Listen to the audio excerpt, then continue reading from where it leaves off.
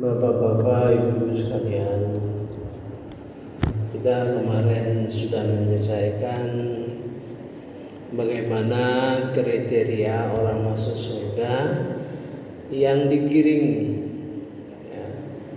bersama-sama untuk masuk surga. Malah subuh ini kita lanjutkan dengan orang yang masuk surga sendiri-sendiri, ya. Orang yang masuk surga sendiri-sendiri dalam arti kapan saja dia mau masuk, ya. Itu dalam bahasa Arabnya, bahasa Qur'annya yadkhulunaha, yadkhulunaha, ya. Kalau digiring kemarin subuh wasiqah, ya, wasiqah. Jadi digiring mereka masuk surga itu. Nah, kita lihat ayat-ayat yang sekitarnya, ya. Kalau kemarin yang digiring itu lebih menonjol dua hal. Pertama, dia nonjol dalam hal ingat selalu janji-janji Allah kepada mereka, ya, kepada mereka selama di dunia. Ingat selalu, ya. Termasuk juga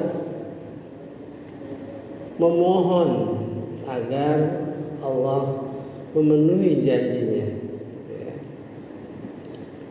Kedua,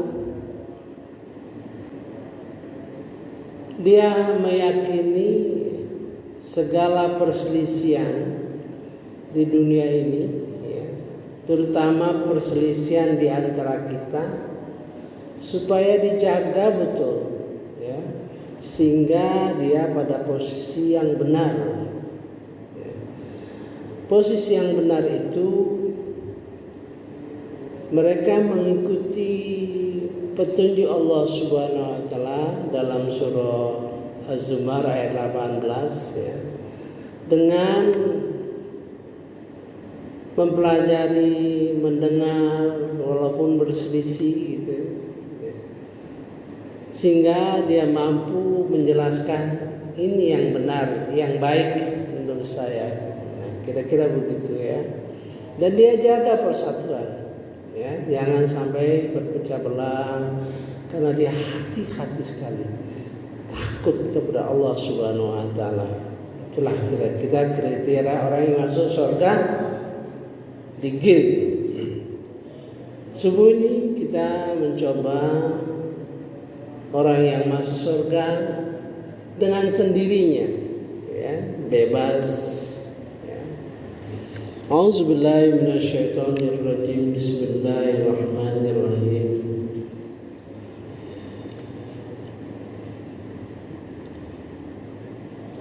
Mereka akan mendapat surga Adnin. Mereka masuk ke dalamnya. Di dalamnya mereka diberi perhiasan gelang-gelang dan emas dan mutiara, dan pakaian mereka di dalamnya adalah sutra, ya. Kalau ditambah embel-embel, ya, seperti tadi saya bacakan, perhiasan gelang-gelang, emas, mutiara, itu sebetulnya menunjukkan klasifikasi, ya. Nanti kita lihat lain-lainnya gitu, ya, menunjukkan klasifikasinya, ya. Untuk memberikan penerangan kepada kita, memberi penjelasan kepada kita. Tentu bahasa Al-Quran itu bahasa yang kita mengerti. Walaupun apa yang diceritakan di dalam Al-Quran ini tidak ada yang sama. Laisa kamitslihi, tidak ada yang sama, ya.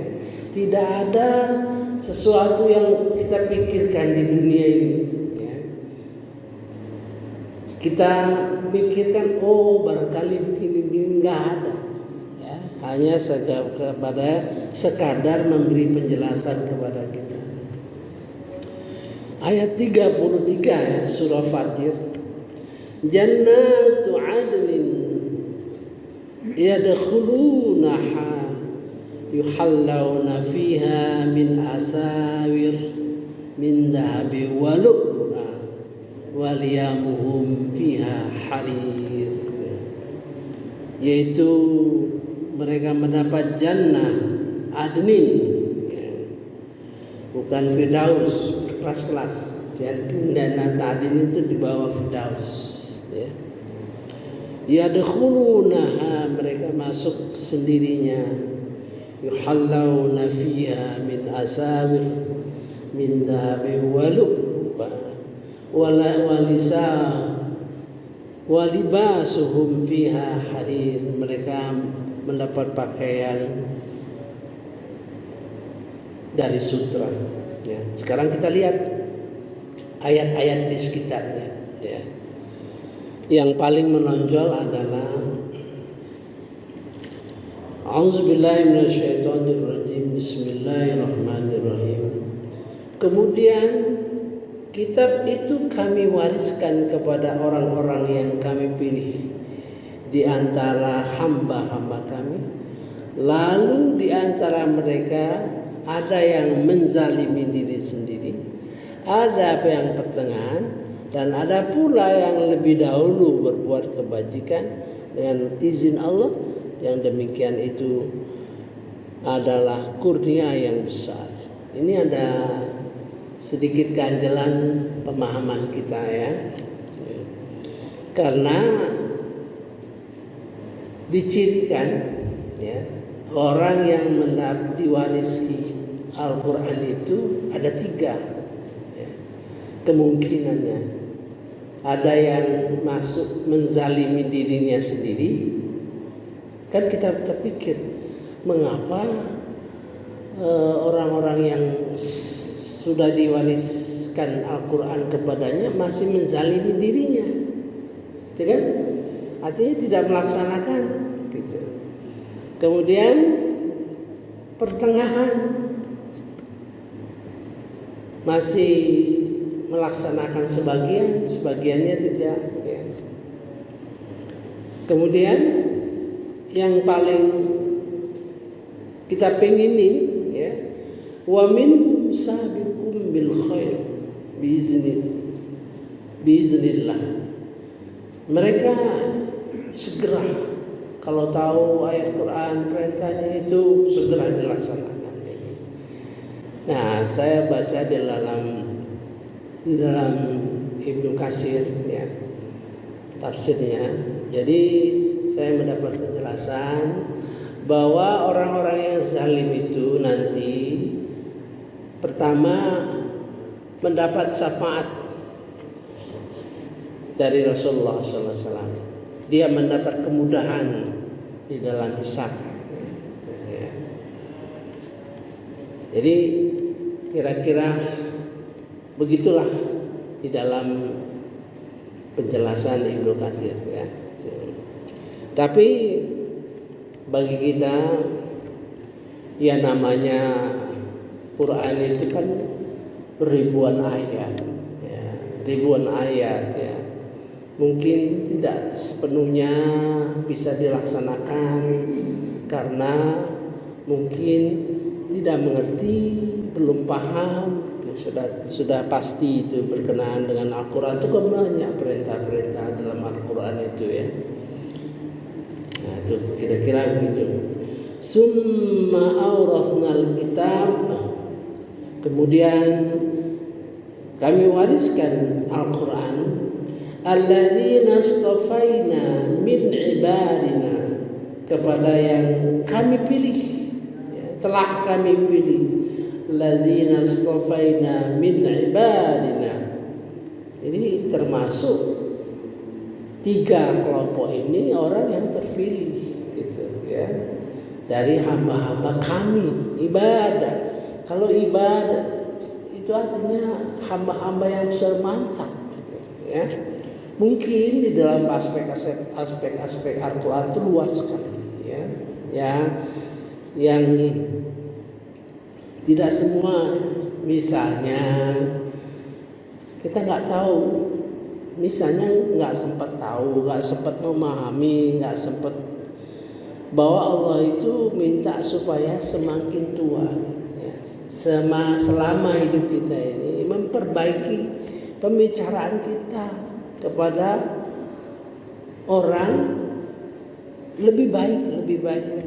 Mungkin dalam hal ini itu terlewat, atau mungkin watak kita ngomongnya baik, maksudnya baik, tapi tetap bernada keras, kan sulit untuk mengubahnya gitu.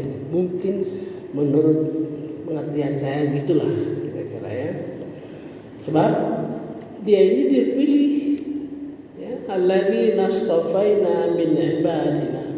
Maka itu saya sudah menyusun, ya, 7 tingkat cara mendekati Al-Quran. 7 tingkat cara mendekati Al-Quran berdasarkan Al-Quran itu sendiri.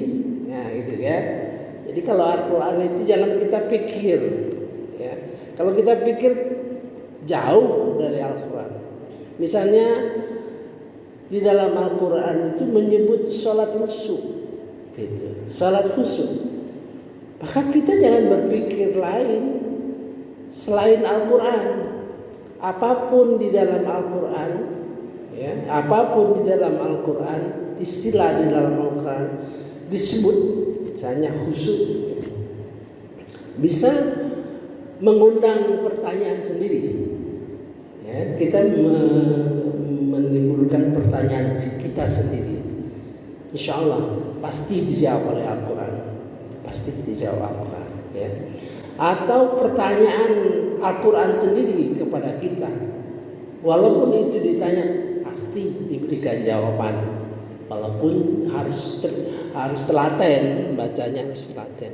Jadi ada 2 istilah dipilih dalam Al-Quran, itu ada 2. Pertama, masalah apakah seorang diwarisi Al-Quran, itu masalahnya ya. Jadi timbul pertanyaan hati kita kecil kita, bagaimana kalau aku tidak dipilih, gitu ya? Bagaimana kalau aku tidak dipilih sebagai orang yang diwarisi Al-Quran? Itu yang menjadi pertanyaan kita. Risikonya apa? Ya. Kedua, Nabi Muhammad SAW, ya, di surah An-Naml, ya, ayat 59. A'udzubillahi minasyaitonirrajim. Bismillahirrahmanirrahim. Katakan Muhammad, ini perintah, ya, Allah Subhanahu wa taala. Segala puji bagi Allah dan salam sejahtera atas hamba-hambanya yang dipilihnya. Ya. Itu menjadi persoalan kita. Bagaimana Rasulullah SAW itu disuruh Allah Subhanahu wa taala, kulil hamdulillah, katakan alhamdulillah, wassalam, dan salam ala ibadihil ladzina astafa, untuk hamba-hambanya yang dipilih olehnya. Nah, itu persoalan, menjadi pertanyaan besar bagi kita. Jangan-jangan kalau kita terpilih, alhamdulillah, ya kan gitu. Kalau tidak terpilih, itu yang menjadi pertanyaan kita. Ya, kalau kita tidak terpilih, mengapa? Dan kita juga harus tahu mengapa kita bisa terpilih. Nah, gitu. Harus punya kriteria yang sehingga kita terpilih. Mudah-mudahan ya kita bisa membongkar ayat-ayat ini sehingga jelas. Kalau Quran tadi jelas ada kriterianya. Hamba-hamba yang dipilih itu dibarisi Al-Quran 1, 2, 3 ciri-cirinya, gitu kan? Kalau ini nggak ada. Mudah-mudahan nanti kita temukan, dan saya sudah menemukan di dalam surah Al-An'am. Ya, tapi perlu kejelian, cara membaca Al-Quran itu perlu jeli kita ya.